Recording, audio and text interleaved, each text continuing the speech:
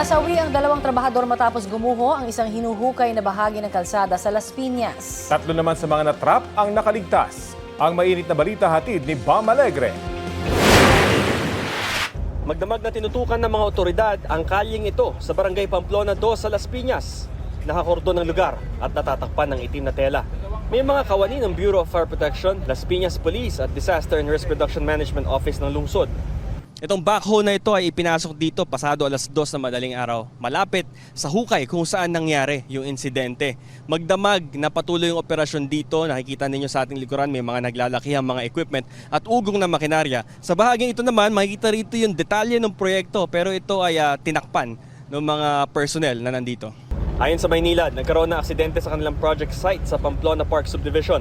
Batay sa investigasyon ng Las Piñas City Police, biglang nag-collapse ang hinuhukay na bahagi ng kalsada. Bali, pailalim po, almost 18 meters po yung lalim nung kanilang hinukay.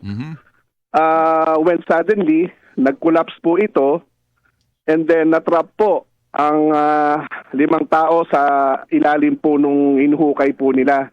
3 sa 5 natrap ang nakaligtas. Isa sa kanila ang dinala sa ospital para gamutin. 2 naman ang kinumpirma ng Maynilad at ng pulisya na nasawi. Dumating ang ilang kaanak ng 2 natrap na mga trabahador.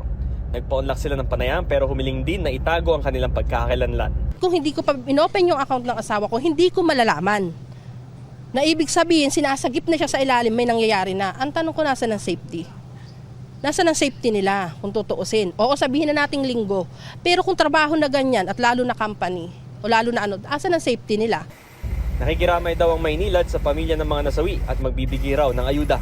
Itinigil daw muna ang trabaho sa site at nakikipagtulungan daw sila sa investigasyon ng mga otoridad. Bam Alegre, nagbabalita para sa GMA News.